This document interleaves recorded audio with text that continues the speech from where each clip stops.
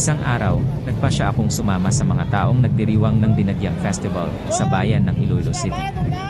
Naisip ko na ito ay isang magandang pagkakataon upang makita ang mga makukulay na mga sayaw, makarinig ng mga malalakas na mga tunog ng tambol, at makatikim ng mga masasarap na mga pagkain. Hindi ko inaasahan na ang aking paglalakad sa mga kalye ay magiging isang napakasayang karanasan. Nagsimula ang aking paglalakad mula sa Freedom Grandstand, kung saan ako ay nakipagpalitan ng ngiti at pagbati sa mga ibang mga manonood.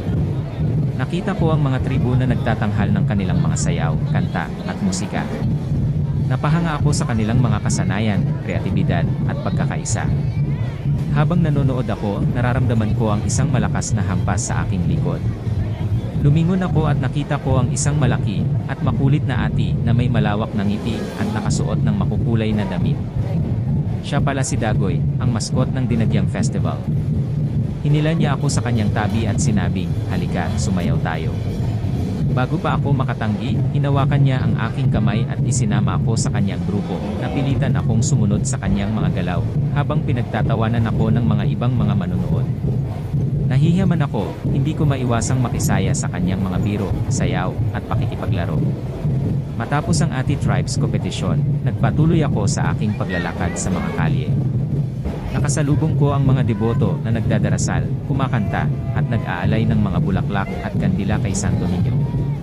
Sumama ako sa kanila sa Fluvial and Solemn Food Procession, na isang makabuluhang pagpaparangal sa banal na bata. Habang naglalakad kami, nakita ko ang isang maliit na bata na nakasuot ng isang puting damit at may hawak na isang imahen ni Santo Niño. Lumapit ako sa kanya at tinanong ko kung sino ang kanyang kasama. Nag-alala ako sa kanya, kaya sinabi ko na tulungan ko siyang makita ang kanyang mga magulang.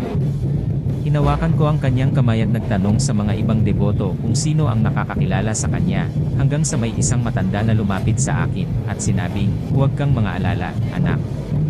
Siya ay si Santo Niño mismo." Siya ay nagpapakita sa mga taong may mabubuting puso at guwapo at may pananampalataya. Nang marinig ko iyon, napanganga ako at natulala. Sa pagkakabigla, dahil ngayon ko lang na-realize na guwapo pala ako. Tiningnan ko ulit ang bata, at nakita ko na siya ay ngumingiti sa akin. Bago pa ako nakapagsalita, bigla siyang nawala sa aking paningin. Naiwan na lamang sa aking kamay ang kanyang imahen at sa aking imahinasyon. Naramdaman ko ang isang mainit na damdamin sa aking dibdib, at napaluha ako sa pagkamangha. Pagkatapos ng Fluvial and Solemn Food Procession, nagpatuloy ako sa aking paglalakad sa mga kalye. Nakarating ako sa Kasadyahan Regional Cultural Competition, kung saan ako ay nakakita ng iba't ibang mga kultural na pista mula sa iba't ibang mga lugar. Sa napahanga ako sa mga makukulay at makabuluhang mga pagtatangahal. Habang nanonood ako, naramdaman ko ang isang gutom sa aking tiyan. Naisip ko na kailangan ko ng kumain. Naghanap ako ng isang karinderya na nagbebenta ng mga pagkain na gusto ko. Nakita ko ang isang tindahan na may nakasulat na batchoy, pansit molo, lapas batchoy, at iba pa. Pumasok ako sa tindahan at umupo sa isang mesa. Tinawag ko ang may-ari at sinabi ko na gusto kong kumain ng lapas batchoy. At sinabi niyang, "Gusto niyo po bang lagyan natin ng itlog?" Ang sagot ko, "Wag mong lagyan, kasi baka dumami na naman ang aking mga wrinkles sa mukha." "Okay po," ang sagot niya. "Sandali lang sir, at ihahanda ko ang iyong order." Habang naghihintay ako, nakita ko ang isang lalaki na nakasuot ng isang itim na damit at may hawak na isang malaking bag. Lumapit siya sa akin at sinabing, "Pare, pwede bang makisuyo? Pwede bang iwan ko muna ang bag ko sa'yo? May kailangan lang akong gawin. Babalik ako agad." Hindi ko kilala ang lalaki, ngunit mukha siyang mabait at matulungin. Kaya sinabi ko na sige, pwede niyang iwan ang bag niya sa akin. Inabot niya sa akin ang bag niya at nagpasalamat. Pakatapos umalis siya sa karinderya. Naiwan ako sa aking mesa, kasama ang bag ng lalaki. Naisip ko na baka may mahalagang bagay ang bag niya, kaya iningatan ko ito. Pagkatapos ng ilang minuto, dumating ang may-ari ng karinderya at inihain ang aking order. Sinimulan ko ng kumain ng lapas batchoy na masarap at nakakabusog. Habang kumakain ako, narinig ko ang isang malakas na pagsabog.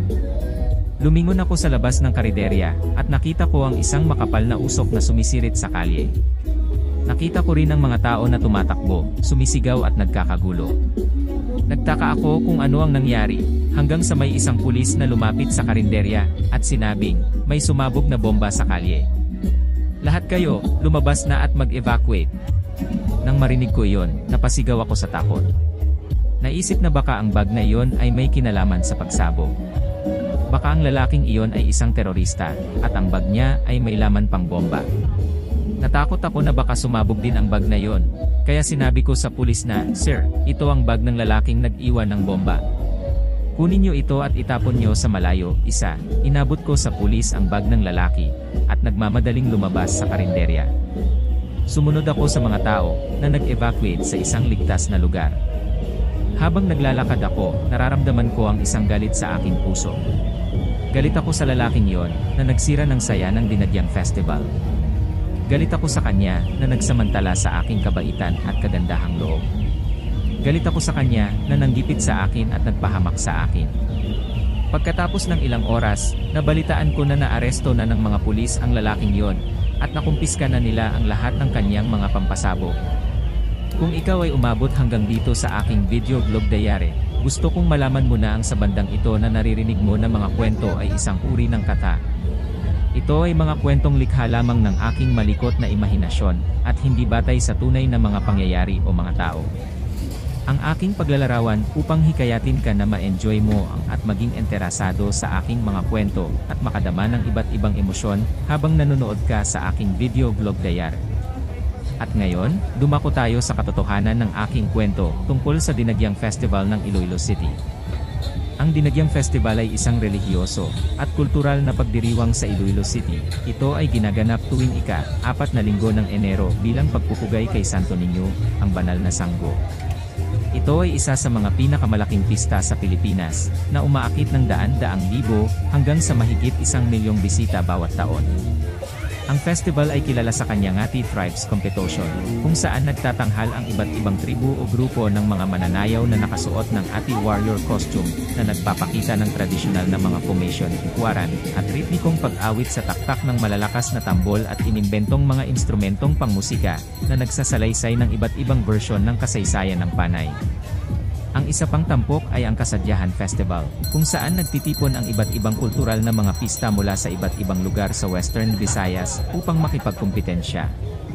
Bilang ang pinakamagwagi sa festival sa bansa, at napili bilang ang pinakamahusay na kaganapan sa turismo ng Association of Tourism Officers in the Philippines sa maraming taon, ang festival ay madalas na tinatawag na reyna ng lahat ng pista sa Pilipinas. Ang salitang dinagyang ay nagmula sa isang salitang Hiligaynon na hango sa dagyang, na nagangahulugang pagdiriwang. Ang festival ay nagsimula matapos ipakilala ni Reverend Father Amorsolo Galindez, ang unang Pilipinong rektor ng Augustinian Community at Parish Priest ng San Jose Parish, ang debosyon kay Santo Niño noong November 1967 matapos mapanood ang Atihan Festival sa lalawigan ng Aklan. Noong 1968, isang replika ng orihinal na larawan ng Santo Niño de Cebu ang dinala sa Iloilo ni Father Sulpicio Enderez. Tinanggap ng mga taga-Iloilo ang larawan, kasama ang mga taga-sunod mula sa Cebu, sa pagdating nito sa Mandurriao Airport, bilang isang regalo sa parokya ng San Jose. Ang mga tapat, na pinangunahan ng mga miyembro ng Confraria del Santo Niño de Cebu, ang Iloilo Chapter, ay gumawa ng paraan upang bigyan ang larawan ng angkop na pagtanggap simula sa Iloilo Airport at nagparada sa mga kalye ng Iloilo. Sa simula, ang pagdiriwang ng pista ay nakasentro sa parokya. Ang konfrada ay hinango ang pagdiriwang sa Atihan ng Ibahay, Aklan, kung saan sumasayaw sa mga kalye ang mga katutubo. Ang kanilang mga katawan ay natatakpan ng usok at abo, upang gayahin ang mga ati na sumasayaw upang ipagdiwang ang pagbebenta ng panay. Ito ang mga pangkat na naging huwaran ng kasalukuyang festival. Isang miyembro ng tribu Arevalo na may ilaw na Santo Niño. Ang Dinagyang Festival ay isang paggunita rin sa tradisyong pasalita ng unang pagtatagpo sa pagitan ng mga ati at 10 datos mula sa Borneo na naganap bago ang panahon ng Kastila, isang pangyayari na tinatawag na Barter of Panay. Noong 1977, ilang mga pagbabago ang naganap na nagtulak sa ebolusyon ng festival. Una, hinikyat ng pamahalaang pambansa ng Pilipinas ang mga LGU na itaguyod ang turismo sa kanilang kani-kanilang lokalidad, at ang pamahalaang lungsod ng Iloilo ay pumili ng kung ano noon ay tinatawag na Atihan Festival. Ang pamayanan ng parokya ay nagbahagi rin ng responsibilidad sa pag-organisa ng iba't ibang mga kasiyahan at aktibidad na kaugnay ng festival. Ito rin ang taon na pinangalanan itong Dinagyang Festival ni Pacifico Sudario upang maiba ang pagdiriwang mula sa atihan ng Aklan. Ang iskediul nito ay inilipat din sa ika-4 na linggo ng atihan Enero, kaya ito ay ginaganap isang linggo pagkatapos ng atihan Festival ng Aklan at Sinulog Festival BF Cebu. Noong 2021, dahil sa pandemya ng COVID-19, ang mga aktibidad ng Dinagyang Festival ay naging virtual at na-stream online. Ito ay nagkamit ng Grand Prize ng Pearl Award sa Association of Tourism Officers of the Philippines noong taong iyon. Ang mga aktibidad ay naging virtual din noong 2020. Ang Dinagyang Festival ay isang kakaibang karanasan na nagpapakita ng makulay at masiglang kultura ng Iloilo. Ito ay isang pagkakataon upang makisaya, makisali, at makisama sa banal na sanggol na si Santo Niño. Ang sadsad ay isang salitang hiligay noon na nagangahulugang sayaw. Ito ay ang pangalan ng isang festival sa Pasig City, Iloilo, na nagpaparangal kay San Roque, ang patron ng barangay poblasyon. Ang mga tao ay sumasayaw sa mga kalye habang nagpapasalamat sa mga biyaya at nagdarasal para sa masaganang ani. Ang iba pang festival ay kaugnay ng iba pang festival na nagpaparangal kay Santo Niño, ang banal na sanggol, tulad ng Atihan Festival sa Aklan at Sinulog Festival sa Cebu. Ang mga festival na ito ay nagpapakita rin ng kasaysayan ng pagdating ng mga datu mula sa Borneo at ang kanilang pakikipag-ugnayan sa mga katutubong ati. Bukod pa rito, ang Dinagyang Festival ay nagtatampok din ng kasyahan sa kabanwahanan, na tinatawag ding Festival of Festivals. Ito ay isang kompetisyong iba't ibang kultural na mga pista mula sa iba't ibang lugar sa Western Visayas, na nagpapakita ng kanilang natatanging kaugalian at tradisyon. Ang Dinagyang Festival ay isang makulay at masayang pagdiriwang na nagbibigay ng pagkakataon sa mga tao na makilala ang iba't ibang aspeto ng kultura ng Iloilo at ang kanilang pananampalataya kay Santo Niño. Ang Food Festival ay isa sa mga tampok na aktibidad sa tuwing sasapit ang Dinagyang Festival sa Iloilo City. Ito ay isang pagkakataon upang matikman ang iba't ibang uri ng pagkain na nagpapakita ng kultura at tradisyon ng mga Ilonggo. Ang Food Festival ay nagsimula sa matagal ng panahon na hindi ko matandaan nang magkaroon ng isang kalye na tinatawag na Food Street sa Delgado Street, kung saan nagtayo ng mga kiosko ang mga miyembro ng Iloilo Hotels, Resorts, and Restaurants. Mula noon, lumawak ang Food Festival at naging bahagi na ng opisyal na programa ng Dinagyang Festival. Noong 2004, ang Food Festival ay ginanap sa 10 lugar sa lungsod, kung saan nag-aalok ng iba't ibang mga pagkain ang mga kiosko na accredited ng Iloilo Dinagyang Foundation o IDFI. Ang Food Festival ay hindi lamang isang paraan upang kumain at mag-enjoy, kundi pati na rin isang paraan upang ipakita ang creative at kahusayan ng mga Ilonggo sa pagluluto. Ang ilan sa mga pagkain na maaaring matikman sa Food Festival ay ang mga batchoy, ang sikat na sabaw na may miki, karne, at atay ng baboy, na pinatikim sa mga bisita ng mga kilalang batchoyan tulad ng Ted's Decos, at Netongs ang pansit molo, ang masarap na dumpling soup na may manok at hipon, na galing sa bayan ng Molo, na dating sentro ng kultura at edukasyon sa Iloilo. KBL, ang paboritong ulam na may kadyos balatong, baboy, at langka, na may asim na lasa mula sa batuan, isang uri na prutas na katutubo sa Western Visayas. Meron ding lechon, ang pinipritong baboy na may malutong na balat at malambot na laman, na higit na pinsarap ng sarsang gawa sa atswete, suka, asukal, at iba pang magsangkap. Ang bingka, ang matamis na kakanin na gawa sa galapong, itlog, gata, at asukal, na niluluto sa mga lutuang gawa sa palayok at dahon ng saging, at kinakain, kasama ang kesong puti at itlog na maalat. Ang Food Festival ay ang patunay na ang Iloilo ay isang creative city gastronomy, na kilala ng UNESCO noong 2017. Ito ay isang pagdiriwang ng pagmamahal at pasasalamat ng mga Ilonggo sa kanilang pagkain, na nagbibigay ng sustansya, kaligayahan, at pagkakaisa sa kanila. At ngayon, mga kaibigan, maraming salamat sa inyong panonood ng aking video vlog dayar. Sana ay nagustuhan niyo ang aking mga ibinahagi sa inyo tungkol sa aking buhay, mga pangrap at karanasan. Naway nakabigay ako sa inyo ng aliw, aral, o inspirasyon sa pamamagitan ng aking mga kwento. Sa mga sumusuporta at nagmamahal sa akin, lubos akong nagpapasalamat sa inyong walang sawang pagtangkilik at pagbigay ng mga komento, like, and share sa aking mga video. Kayo ang dahilan kung bakit ako patuloy na gumagawa ng mga video, vlog diary. Kayo ang aking lakas at inspirasyon. Sa mga hindi pa nakasubaybay sa aking account o channel, sana ay mag-follow at subscribe na kayo at pindutin ang notification bell para lagi kayong updated sa aking mga bagong video. Huwag din kayong mahiyang mag-iwan ng inyong mga tanong, question o opinion sa comment section.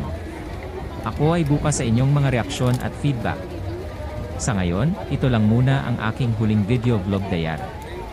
Sana ay magkita-kita tayo ulit sa susunod na mga video. Hanggang sa muli, mga kaibigan. Mabuhay kayong lahat at maraming salamat sa inyong oras at atensyon. Salamat!